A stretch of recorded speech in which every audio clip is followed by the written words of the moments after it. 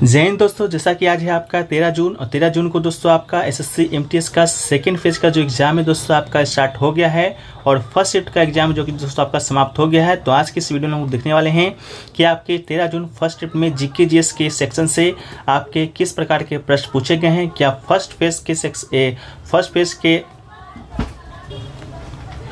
के मुकाबले कोई चेंजेस देखने को मिले हैं कि नहीं मिले हैं। ठीक है, तो चलिए वीडियो को स्टार्ट करते हैं पहले बिना किसी देरी के।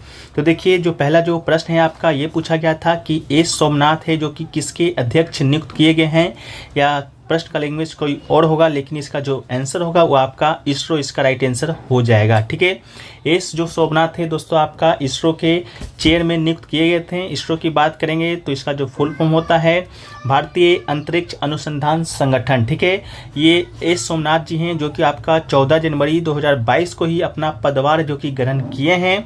इसके अलावा इसरो की बात करेंगे तो इसका जो मुख्यालय है वो दोस्तों आपका कहाँ पर है, तो बेंगलुरु में इसका मुख्यालय स्थित है और यह भारत की अग्रणी अंतरिक्ष अन्वेषण एजेंसी है। ठीक है, इसके अलावा बात करेंगे दोस्तों इसके गठन वर्ष का, तो इसरो का जो गठन है आपका 1969 ईस्वी में हुआ था। किस लिए हुआ था, तो ग्रहों की खोज, अंतरिक्ष विज्ञान अनुसंधान को आगे बढ़ाते हुए अंतरिक्ष प्रौद्योगिकी के विकास और दोहन की दृष्टि से किया गया था। ठीक है, तो इन सभी फैक्ट्सों को आप याद रखिएगा। इसका राइट आंसर आपका क्या हो जाएगा, इसरो हो जाएगा। ठीक है, इसके अलावा फ्रेंड्स आपको बता दें कि इसका जो पीडीएफ है आपको टेलीग्राम चैनल पे मिल जाएगा।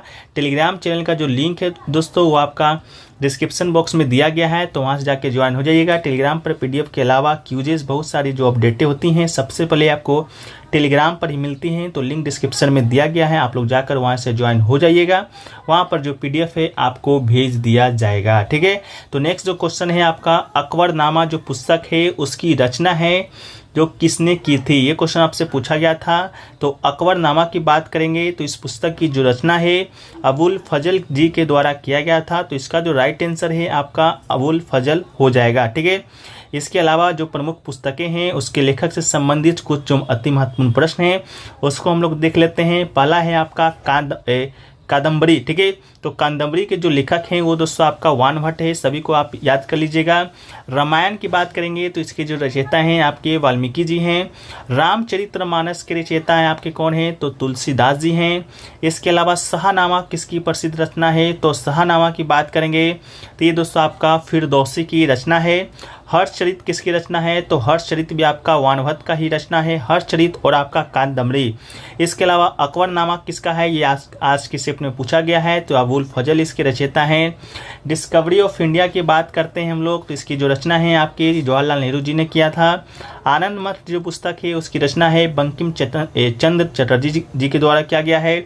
एक पुस्तक है दास कैपिटल, उसके जो लेखक हैं वो दोस्तों आपका कार्ल मार्क्स है। ठीक है, इसके अलावा क्या है भारत भारती किसकी रचना है, तो आपका मैथिली शरण गुप्त जी की रचना है। और हिंदी की महान रचना नीरजा किसकी रचयिता है, तो ये आपका महादेवी वर्मा जी का है।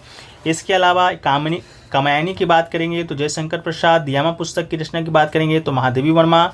मदर के लेखक की बात करेंगे तो मैक्सिमम गोर्की। और पंचतंत्र की पुस्तक की बात करेंगे तो विष्णु शर्मा। एवं मैला आंचल पुस्तक किसके द्वारा लिखा गया है, तो फणीश्वर नाथ रेणु जी के द्वारा लिखा गया है। ठीक है, तो ये सभी जो पुस्तकें हैं आपको पीडीएफ में शामिल किया कर दिया गया है, आप लोग जाकर एक बार वहां से भी पढ़ सकते हैं। ठीक है, नेक्स्ट क्वेश्चन की ओर बढ़ते हैं। तो नेक्स्ट क्वेश्चन था आपका केंद्रीय निर्वाचन आयोग। ठीक है, केंद्रीय निर्वाचन जो आयोग है वो आपका किस अनुच्छेद से संबंधित है, ये क्वेश्चन आपसे पूछा गया था। तो इसका जो राइट आंसर आपका था वो आपका अनुच्छेद 324 यानी कि अनुच्छेद 324 इसका राइट आंसर हो जाएगा। ठीक है, केंद्रीय निर्वाचन आयोग की बात करेंगे तो भारतीय संविधान का जो भाग 15 है, भाग 15 में आपका अनुच्छेद 324 से लेकर 329 तक आपका केंद्रीय निर्वाचन आयोग का व्याख्या किया गया है। ये दोस्तों भारत में चुनाव कार्य को निष्पक्ष रूप से संपन्न कराने के लिए उत्तरदायी है। इसके अलावा इसके पास कौन कौन से चुनाव कराने का अधिकार है, तो संसद के चुनाव, संसद में 2 सदन लोकसभा राज्यसभा दोनों का चुनाव कराने का अधिकार है। इसके अलावा राज्य का जो विधायिका होता है जैसे कि विधानमंडल में आपका विधान परिषद विधानसभा होते हैं तो उसका भी चुनाव आपका यही कराता है। राष्ट्रपति का भी चुनाव आपका इसके केंद्रीय निर्वाचन आयोग के द्वारा ही कराया जाता है एवं उपराष्ट्रपति का भी चुनाव संपन्न कराने का जिम्मा इसे ही दिया गया है। ठीक है, इसके अलावा पंचायत मुखिया का जो चुनाव होता है वो दोस्तों आपका राज्य निर्वाचन आयोग कराता है, तो इस बात को भी याद रखिए। लिखिएगा। नेक्स्ट क्वेश्चन पूछा गया था छठ पूजा में किस देवता की पूजा किया जाता है। जो छठ पूजा की बात करेंगे तो ये दोस्तों आपका सूर्य भगवान की पूजा की जाती है, तो सूर्य इसका राइट आंसर हो जाएगा। इसके अलावा बात करेंगे छठ पूजा का, तो ये मुख्य रूप से बिहार और उत्तर प्रदेश के राज्यों में मनाया जाता है, ठीक है। इसके अलावा जो अगला क्वेश्चन है आपका, लाइफ ऑफ पाई पुस्तक के लेखक कौन है। तो लाइफ ऑफ पाई जो पुस्तक है वो आपका यान मार्टेल के द्वारा लिखा गया है, तो इसका राइट आंसर आपका यान मार्टेल हो जाएगा, ठीक है। यान मार्टेल के द्वारा लिखी गई पुस्तक कनाडा का एक काल्पनिक साहसिक उपन्यास है। इस उपन्यास को 2001 में प्रकाशित किया गया था, ठीक है। यह उपन्यास एक लड़के के बारे में बताता है जिसने प्रशांत महासागर में एक जहाज की तबाही के बाद एक लाइफ बोट पर चढ़ एकर नाम का एक बंगाल टाइगर के साथ 227 दिन बिताए थे, ठीक है। चलिए नेक्स्ट क्वेश्चन की बात करते हैं। तो नेक्स्ट क्वेश्चन है आपका, पंथी जो नृत्य है वो आपका किस राज्य से संबंधित है।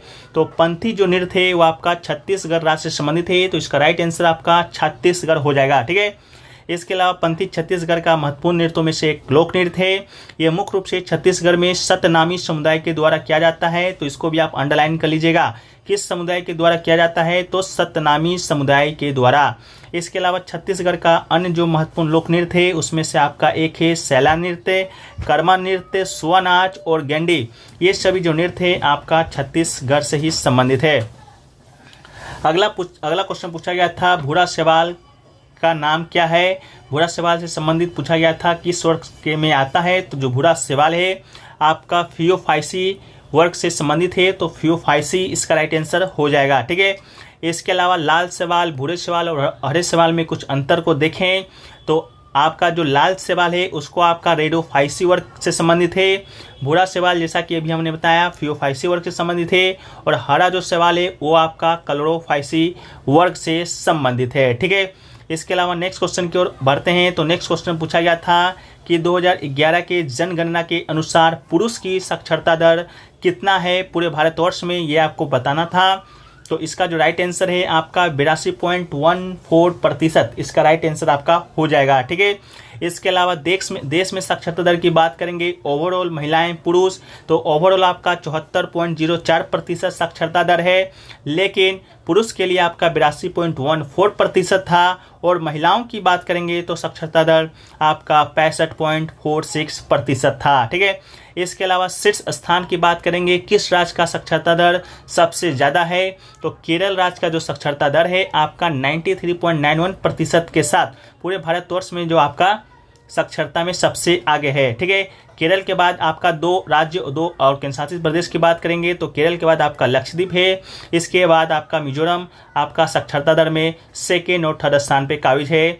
इसके अलावा सबसे निम्न स्थान पर कौन है, तो सबसे निम्न स्थान पे आपका बिहार है, इसके बाद आपका अरुणाचल प्रदेश है, इसके बाद आपका राजस्थान है, ठीक है। तो सबसे नीचे से बिहार फर्स्ट है, फिर सेकेंड आपका अरुणाचल प्रदेश है, और आपका थर्ड है राजस्थान, ठीक है।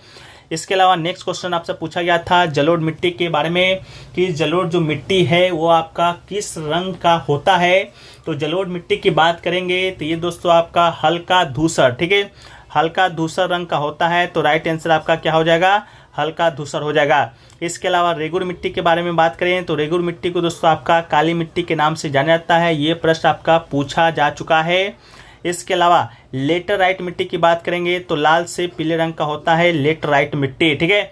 नेक्स्ट क्वेश्चन की बात करेंगे तो बड़कार जो नदी है, बड़ाकर नदी, वो आपका किस नदी की सहायक नदी है। तो इसका राइट आंसर आपका क्या हो जाएगा, ये आपका दामोदर नदी हो जाएगा, ठीक है। जो बड़ाकर नदी है भारत के झारखंड और पश्चिम बंगाल राज्यों में बहने वाली नदी है, जो कि आपका किसकी उप नदी है या सहायक नदी है, तो दामोदर नदी की सहायक नदी है। तो इसका राइट आंसर क्या हो जाएगा, आपका दामोदर नदी हो जाएगा। इसके अलावा नेक्स्ट क्वेश्चन पूछा गया है बुद्ध किस गणराज्य से संबंधित है। 4 गणराज्य के नाम आपके कंप्यूटर स्क्रीन पर दिए गए थे, तो उसका जो राइट आंसर आपका था शाक्य गणराज्य हो जाएगा, ठीक है। गौतम बुद्ध की बात करेंगे तो शाक्य गणराज्य से संबंधित है। इसके अलावा गौतम बुद्ध की बात करेंगे तो इनका जो जन्म है आपका कब हुआ था, तो 563 ईसा पूर्व में इनका जन्म हुआ था। कहाँ पर हुआ था, तो शाक्य गणराज्य का ही राजधानी था कपिल वस्तु के निकट लुम्बिनी एक गांव में, जो कि अब नेपाल में पड़ता है, हुआ था, ठीक है। इसके अलावा भगवान महावीर स्वामी की बात करेंगे तो भगवान महावीर स्वामी भी और गौतम बुद्ध दोनों एक ही दोनों एक ही महाजनपद से संबंधित है, जो कि आपका वज्जी महाजनपद था। ठीक है, इसके अलावा महावीर स्वामी का जन्म आपका 599 ईसा पूर्व में हुआ था और गौतम बुद्ध का जन्म 563 ईसा पूर्व में हुआ था। ठीक है, इनका जो जन्म है कुंडग्राम में हुआ था, उनका जन्म आपका लुम्बिनी में हुआ था। ठीक है, इसके अलावा वज्जी महाजनपद का राजधानी भी बहुत बार आपसे पूछा जा चुका है, तो वज्जी महाजनपद की जो राजधानी है आपका वैशाली, इसका राइट आंसर हो जाएगा। इसके अलावा आपका गौतम बुद्ध के जो पिता थे शाक्य गण के प्रमुख थे और शाक्य गणराज वज्जी गणराज के 8 गणराज्यों में से एक था। ठीक है, इसके अलावा वज्जी महाजनपद की बात करेंगे तो प्राचीन भारत में 16 महाजनपदों का जो जिक्र है आप लोग सुनते हैं, पढ़ते हैं, वो उसी में से आपका वज्जी महाजनपद था जिसकी राजधानी वैशाली था। इसके अलावा मगध सबसे शक्तिशाली महाजनपद था आपका 16 महाजनपदों में, जिसकी राजधानी आपका ग्रीवर्ज था। ठीक है, नेक्स्ट क्वेश्चन की बात करेंगे, फियरलेस गवर्नेंस पुस्तक के लेखक कौन है, ये क्वेश्चन पूछा गया था। तो इसका जो राइट आंसर है आपका क्या हो जाएगा, किरण बेदी। ठीक है, किरण बेदी दोस्तों इसका राइट आंसर हो जाएगा, फियरलेस गवर्नेंस पुस्तक के लेखक है। किरण बेदी की बात करेंगे तो यह आपका पहली महिला आईपीएस थी। इसके अलावा ये पुडुचेरी की 24वीं उपराज्यपाल के रूप में भी कार्य कर चुकी हैं। ठीक है, तो आपका पुडुचेरी के 24वें जो उपराज्यपाल के रूप में लगभग 5 वर्षों की सेवा की जीवनी वास्तविकताओं के आधार पर किरण बेदी ने फियरलेस गवर्नेंस पुस्तक में शासन की अपनी यात्रा को लिखा है। ठीक है, इसके अलावा नेक्स्ट क्वेश्चन की बात करेंगे तो साक्षी मलिक किस खेल से संबंधित है, तो साक्षी मलिक की बात करेंगे तो ये दोस्तों आपका कुश्ती से संबंधित है। तो इसका जो राइट आंसर दोस्तों क्या हो जाएगा, आपका कुश्ती हो जाएगा। ठीक है, इसके अलावा साक्षी मलिक भारतीय पहलवान हैं जिन्होंने 2016 में ओलंपिक में कुश्ती में कांस्य पदक जीती है। इसके अलावा 2014 के राष्ट्रमंडल खेलों में साक्षी मलिक ने रजत पदक जीता है। इसके अलावा साक्षी मलिक की बात करेंगे तो पहली भारतीय महिला पहलवान थी जिन्होंने रियो 2016 ओलंपिक में पदक जीता था। ठीक है, इसके अलावा 2016 में ही इन्होंने राजीव गांधी खेल रत्न पुरस्कार से भी सम्मानित किया जा चुका है और 2017 में इन्हें आपका पद्म श्री पुरस्कार से भी सम्मानित किया जा चुका है। ठीक है, इसके अलावा मुक्केबाजी से कुछ वेट लिफ्टिंग से संबंधित कुछ और खिलाड़ी के देखें तो कुंजरानी देवी, कर्नम मलेश्वरी, ललिता पोली, भारती सिंह, नीलम सेट्ठी लक्ष्मी और शेखोम मीराबाई चानू। ठीक है, ये सभी जो संबंधित खिलाड़ी हैं आपका किससे है, तो ये आपका क्या हो जाएगा, वेट लिफ्टिंग हो जाएगा। शूटिंग से संबंधित कुछ खिलाड़ी को देखें तो अभिनव बिंद्रा जी हैं, राज्यवर्धन सिंह राठौर है, विजय कुमार हैं और अंजलि भागवत जी हैं, ये सभी आपका शूटिंग से संबंधित है। इसके अलावा मुक्केबाजी से संबंधित कुछ खिलाड़ी की आप देखें तो आपके मैक मैरीकॉम है, विजेंद्र सिंह है, लेश राम, सरिता देवी है, देवेंद्र सिंह है, हवा सिंह है और अखिल कुमार, ये सभी आपके किससे संबंधित है, तो मुक्केबाजी से आपका संबंधित खिलाड़ी हैं। एक क्वेश्चन और आपका आया था फ्रेंड्स कि सबसे बड़ा ग्रह कौन सा है, तो इसका जो राइट आंसर आपका हो जाएगा सबसे बड़ा ग्रह ये दोस्तों आपका कौन सा है, तो बृहस्पति। ठीक है, बृहस्पति दोस्तों आपका सबसे बड़ा ग्रह है जिसे कि आपका अंग्रेजी में जुपिटर भी कहते हैं। ठीक है, तो जुपिटर इसका राइट आंसर हो जाएगा। इसके अलावा सबसे छोटा ग्रह की बात करेंगे तो सबसे छोटा ग्रह कौन सा है, तो ये तो आपका बड़ा ग्रह आया था। छोटा ग्रह की बात करेंगे तो ये दोस्तों आपका कौन है, तो बुध ग्रह है। ठीक है, बुध ग्रह आपका सबसे छोटा ग्रह है। इसके अलावा जुपिटर की हम लोग जब बात करते हैं तो सूर्य से या सूर्य की दूरी से ये आपका 5वां ग्रह है, इसको भी आप याद रख लीजिएगा। ठीक है, इसके अलावा छोटा ग्रह हो गया। दूसरा सबसे बड़ा ग्रह की बात करेंगे, दूसरा, ठीक है, सबसे बड़ा तो हो गया लेकिन दूसरा की जब बात करते हैं तो दूसरा आपका सबसे बड़ा जो ग्रह है आपका शनि है और सूर्य से 6ठा ग्रह है। ठीक है, इसके अलावा बात करेंगे आपका सबसे चमकीला ग्रह कौन सा है, तो सबसे चमकीला जो ग्रह हो जाएगा दोस्तों, सबसे चमकीला वो दोस्तों आपका शुक्र ग्रह हो जाएगा। ठीक है, ये सभी क्वेश्चन आपके एग्जाम में आ चुके हैं। तो सबसे चमकीला आपका शुक्र ग्रह हो जाएगा, इसे पृथ्वी की बहन भी कहा जाता है, पृथ्वी का जुड़वा ग्रह भी कहा जाता है। तो ये आपका शुक्र ग्रह बहुत इंपॉर्टेंट हो जाता है, तो इसको भी आप याद रख लीजिएगा। एक क्वेश्चन देखिए पूछा गया था कि मधुमक्खी के घर को क्या कहते हैं। ठीक है, तो देखिए ऑप्शन में क्या आया था इसका तो अभी अनुमान नहीं लगा सकते हैं क्योंकि स्टूडेंट के द्वारा ऑप्शन बता ही नहीं गए हैं। तो आपका मधुमक्खी के घर को क्या कहते हैं, तो इसका राइट आंसर दोस्तों आपका छत्ता। ठीक है, छत्ते आपके ऑप्शन में होंगे तो राइट आंसर हो जाएगा, जिसे कि आमतौर पर घोंसला भी कहा जाता है। ठीक है, तो बताइएगा आपके ऑप्शन में क्या था। ठीक है, तो मधुमक्खी से संबंधित आपका आया था कि मधुमक्खी के घर को आपका क्या कहते हैं। ठीक है, तो अंग्रेजी की बात करेंगे तो अंग्रेजी में दोस्तों आपका हाइव हो जाता है। मधुमक्खी के घर को छत्ते कहते हैं, छत्ते का अंग्रेजी आपका हाइव हो जाता है। ठीक है, तो ये सभी जो क्वेश्चन थे दोस्तों लगभग आपका 17 से 18 क्वेश्चन है जो कि हमने आपके साथ डिस्कस अभी किया है। बाकी जो 5 से 6 क्वेश्चन रह गए हैं उसको हम लोग PDF में शामिल कर देंगे। PDF कहाँ मिलेगा? तो PDF आपको टेलीग्राम चैनल मिलेगा। टेलीग्राम चैनल का लिंक कहाँ मिलेगा तो ये भी बता दिए, तो ये आपका डिस्क्रिप्शन बॉक्स में मिल जाएगा, लिंक डिस्क्रिप्शन में दिया गया है। इसके अलावा अगर आपको वहाँ से ज्वाइन नहीं हो पाते हैं तो टेलीग्राम पे जाइएगा और अमन प्रयास GK GS आपको सर्च कीजिएगा तो आपको वहाँ पर ज्वाइन होने का ऑप्शन आ जाएगा। ठीक है, तो चलिए फ्रेंड्स, आज का जो वीडियो है हम यहीं पर समाप्त करते हैं। वीडियो पसंद आए तो वीडियो को लाइक कर दीजिए, चैनल पर चैनल को सब्सक्राइब जरूर से जरूर कर दीजिएगा।